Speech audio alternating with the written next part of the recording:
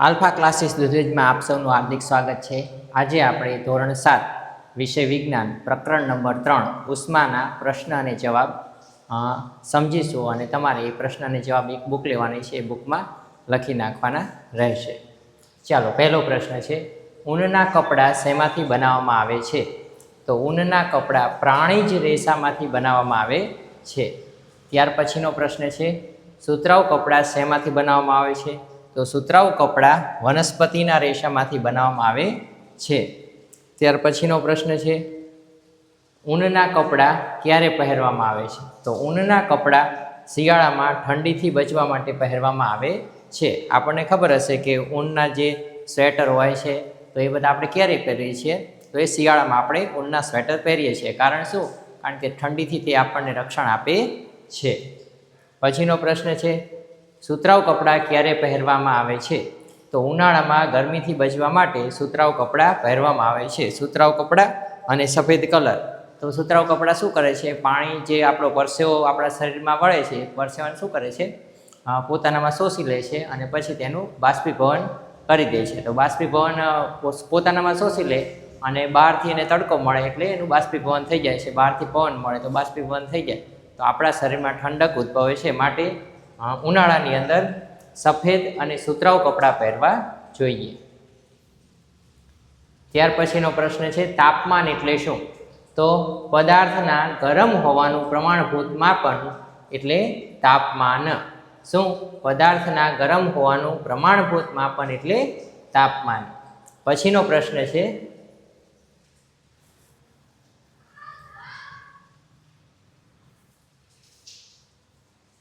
કે આપણા શરીરનું તાપમાન માપતા સાધનનું નામ જણાવો।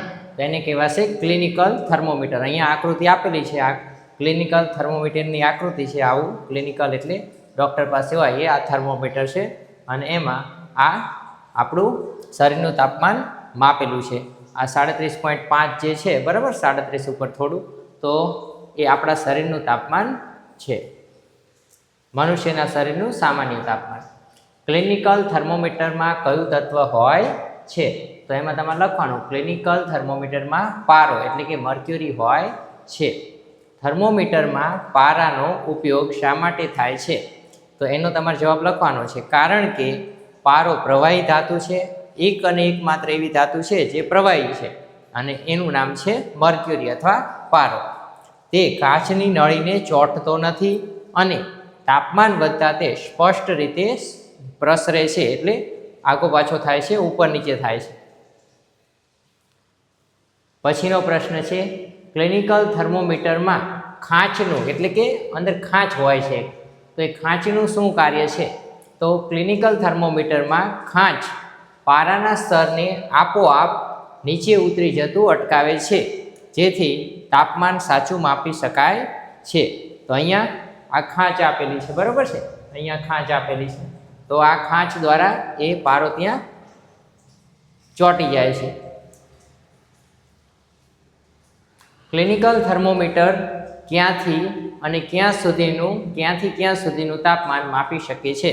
તો ક્લિનિકલ થર્મોમીટર 35 સેલ્સિયસથી 42 સેલ્સિયસ સુધીનું તાપમાન માપી શકે છે। પછીનો પ્રશ્ન છે, માનવ શરીરનું સામાન્ય તાપમાન કેટલું હોય છે? તો માનવ શરીરનું સામાન્ય તાપમાન 37 સેલ્સિયસ હોય છે, અથવા જો ફેરનહીટ એ બીજો એક એકમ છે, તો માનવ શરીરનું સામાન્ય તાપમાન 98.6 ફેરનહીટ હોય છે। પછીનો પ્રશ્ન છે, લેબોરેટરી થર્મોમીટર કેટલું તાપમાન માપી શકે છે? તો લેબોરેટરી થર્મોમીટર -10 ડિગ્રી સેલ્સિયસથી 110 ડિગ્રી સેલ્સિયસ સુધીનું તાપમાન માપી શકે છે। તો આ લેબોરેટરી થર્મોમીટર અહીંયા બતાવેલું છે, આ રીતે લેબોરેટરી થર્મોમીટર છે, બરાબર છે।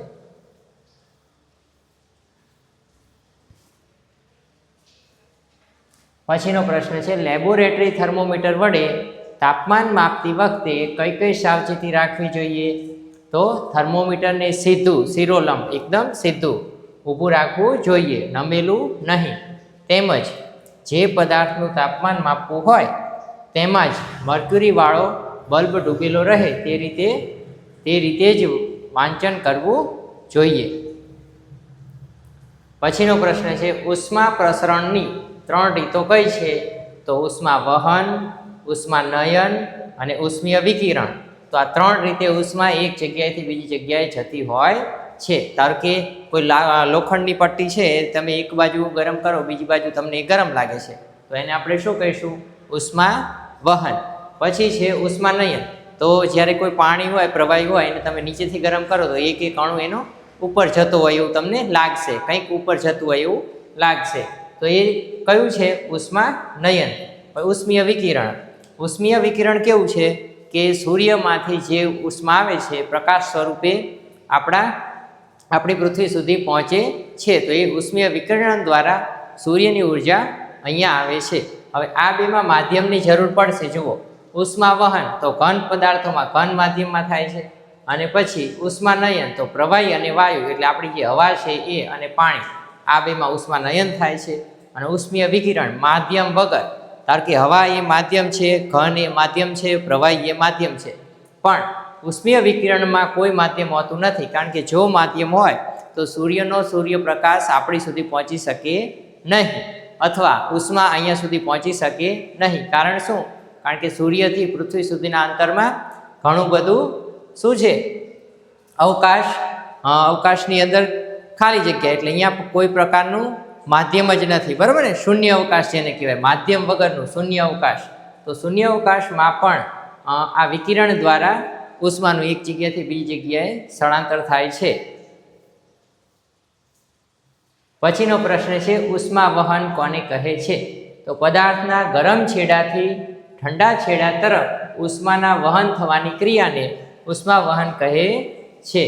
અહીંયા આકૃતિ આપેલી છે કે તમારે શું કરવાનું છે? અહીંયા 1 2 3 4 5 ખીલી શું કરવાની? થોડી ગરમ કરી, અથવા પ્રવાહી મીણબત્તી હોય, મીણબત્તીને ગરમ કરો એટલે પ્રવાહી બને, એની ઉપર એનું પેલી ઉપરની જે માથું આવે એ થોડું મીણવાળું કરી અને અહીંયા ચોંટાડી દેવાની બધી ખીલી. બરાબર છે? અને પછી શું કરવાનું? અહીંથી ગરમ કરવાનું. તો આ તમે 1 2 3 4 5 ખીલી રાખી, તો પહેલાં આ ખીલી પડશે, પછી આ, પછી આ, પછી આ, પછી આ. તો એનો મતલબ એવો થશે, પહેલાં અહીંયા સુધી ઉષ્મા આવી, પછી અહીંયા સુધી, પછી અહીંયા સુધી, પછી અહીંયા સુધી, અને છેલ્લે અહીંયા. તો ધાતુની પટ્ટીમાં ઉષ્માનું વહન આ બતાવે છે. પછી ઉષ્મા સુવાહક કોને કહે છે? તો પોતાનામાંથી જે ઉષ્મા પસાર થવા દે તેને શું કહે છે? ઉષ્મા સુવાહક. તો જે પદાર્થો પોતાનામાંથી ઉષ્માનું વહન સરળતાથી થવા દે છે તેમને ઉષ્માના સુવાહક પદાર્થો કહે છે. ઉદાહરણ કયું છે? એલ્યુમિનિયમ, લોખંડ અને તાંબુ. પછીનો પ્રશ્ન છે ઉષ્માના અવાહક કોને કહે છે? અથવા ઉષ્માના મંદ વાહક કોને કહે છે? તો જે પદાર્થો પોતાનામાંથી ઉષ્માનું વહન સરળતાથી થવા દેતા નથી તેમને ઉષ્માના મંદવાહક પદાર્થો કહેવામાં આવે છે. ઉદાહરણ શું છે? પ્લાસ્ટિક, લાકડું, પાણી અને હવા એ બધા ઉષ્માના મંદવાહક અને અવાહક છે. પછી છે ઉષ્મા નયન કોને કહે છે? તો પાણી ભરેલા પાત્રમાં નીચેથી ઉષ્મા આપતા નીચે રહેલા પાણીના અણુઓ ઉષ્મા મેળવીને ઉપર તરફ જાય છે, તથા તેની જગ્યા લેવા માટે ઉપરના ઠંડા અણુઓ નીચે તરફ વહન કરે છે. આ પ્રકારના ઉષ્માના વહનને ઉષ્માનયન પ્રક્રિયા કહે છે. અને ઉપર કેમ જાય છે? કારણ કે જ્યારે પણ કોઈ પદાર્થને ગરમ કરવામાં આવે ત્યારે એનું કદ વધે છે અને એ હલકો બને છે. બરાબર ને? તો જે અણુ હલકો બની જાય એ ઉપર જવાનો પ્રયત્ન કરવાનો, અને ભારે અણુ છે એ નીચે આવવાનો પ્રયત્ન કરવાનો. એટલા માટે એક એક કરતાં બધા અણુ છે જે ગરમ થતા જાય એ ઉપર આવતા જાય. અને એટલા માટે તમે જ્યારે કોઈ ચા તમે બનાવતા હશો, બરાબર ને? તો ચા બનાવતા હશો તો વચ્ચેથી ઉકળી ઉપરની સાઈડ આવે છે, વચ્ચેથી ચારે બાજુ આવી રીતે ગોળ ગોળ ફરે છે. બરાબર ને? તો ચારે બાજુ આવી રીતે ફરે છે. વચ્ચેથી ઉપર આવે, આજુબાજુથી નીચે જાય, વચ્ચેથી ઉપર આવે, આજુબાજુથી નીચે જાય. બરાબર છે? તો એ રીતે એનું વહન થાય છે. અને તેને શું કહે છે? પાણીમાં જે ઉષ્માનું વહન થાય એને કહે ઉષ્માનયન. જુઓ અહીંયા આકૃતિ આપેલી છે, અહીંયાથી જુઓ આ જે વમળ જેવું થોડું દેખાય છે, આ ઉપર જતું હોય છે. બરાબર ને? અહીંથી ગરમ થાય અહીંથી અણુ ગરમ થાય એટલે આ અણુ ઉપર જાય છે, બરાબર. તો આને આપણે શું કહીશું? પાણીમાં થતું ઉષ્માનયન. ચાલો, દરિયાઈ લહેર કોને કહે છે? તો સમુદ્ર પરથી જમીન તરફ આવતી હવાને દરિયાઈ લહેર કહે છે. શું કહેવાનું છે? સમુદ્ર પરથી જમીન તરફ આવતી હવાને દરિયાઈ લહેર કહે છે. પછીનો પ્રશ્ન છે, દરિયાઈ લહેર ક્યારે વહે છે? તો દિવસ દરમિયાન. કેમ વહે છે? કારણ કે દિવસે જમીન ઝડપથી ગરમ થાય છે, એટલા માટે ગરમ થાય. એટલે મેં હમણાં વાત કરી કે જે વસ્તુ ગરમ થાય એ કેવી થાય? હલકી થાય. અને હલકી થાય એટલે શું થાય? ઉપરની સાઈડ જાય. એટલે એ હવા ઉપરની સાઈડ જશે તો એ હવાનું સ્થાન લેવા માટે બીજી હવા બાજુમાંથી તે જગ્યાએ આવશે, બરાબર ને? તો સમુદ્ર બાજુ ઠંડી હવા હશે તો ઠંડી હવા નીચેથી નીચે આવી જશે. પછી ભૂલહેર કોને કહે છે? તો જમીન પરથી સમુદ્ર તરફ વહેતી હવાને ભૂલહેર કહે છે. જુઓ, અહીંયા આ આકૃતિ આપેલી છે કે આ છે જમીન અને આ છે સમુદ્ર, બરાબર ને? તો ગરમ હવા ઉપર જઈ, અહીંથી ઉપર જઈ અને આ બાજુ આવતી રહે છે. અને ઠંડી હવા, જો અહીંથી આ ઠંડી હવા છે, બરાબર, આ બાજુ આવી ગઈ તો અહીંયાની જગ્યા લેવા આ ઉપરની હવા ક્યાં આવશે? નીચે આવશે.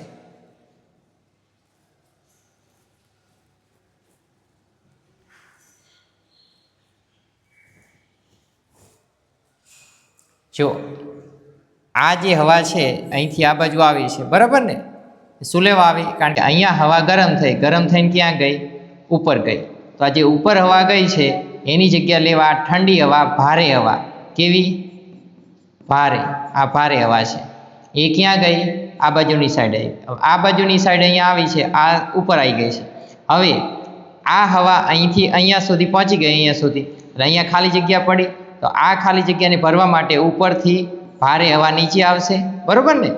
અને આ જગ્યા જે ખાલી પડી છે તો એ જગ્યા લેવા માટે આ હવા અહીંયા આવશે. તો એક રાઉન્ડ ગોળ ગોળ ફરશે અને એ જ રાઉન્ડ રહ્યો એ રાત્રિ દરમિયાન ઊંધું થઈ જશે, બરાબર છે ને? તો આને કહીશું રાત્રિ દરમિયાનની ભૂલહેર અને આને કહીશું દરિયાઈ લહેર, બરાબર ને? તો દિવસ દરમિયાન પવન આપણી સાઈડ આવે છે, પૃથ્વી શું કે જમીન બાજુ આવે છે, અને દિવસ દરમિયાન જમીન બાજુ આવે છે, અને રાત્રિ દરમિયાન તે જમીનથી સમુદ્ર તરફ જાય છે.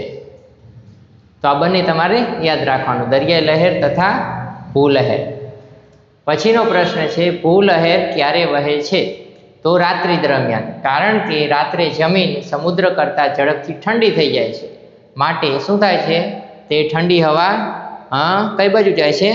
દરિયા બાજુ જાય છે, અને એ પોતાનું સ્થાન લેવા માટે દરિયાની હવા ઉપર જાય છે. ઉપરની હવા એ હવા ક્યાં જાય છે? જમીનની ઉપરની સાઈડ આવે છે, અને જમીનની ઉપરની સાઈડથી નીચે આવે છે, અને નીચેથી પાછી સમુદ્રમાં જાય છે. તો રાત્રિ દરમિયાન સમુદ્ર બાજુ હવા જશે, અને દિવસ દરમિયાન સમુદ્ર બાજુથી હવા આપણી બાજુ જમીન બાજુ આવશે. ઉષ્મીય વિકિરણ કોને કહે છે? સૂર્યમાંથી ઉષ્મા પૃથ્વી સુધી આવે છે. ઉષ્માના આવા વહનને ઉષ્મીય વિકિરણ કહે છે. ઉષ્મીય વિકિરણને માધ્યમની જરૂર પડતી નથી. માધ્યમ એટલે જવા માટેનો એક માર્ગ, બરાબર ને? ધારો કે આપણે અહીંથી સુરેન્દ્રનગરમાં છીએ અને આપણે જવું છે અમદાવાદ, બરાબર ને?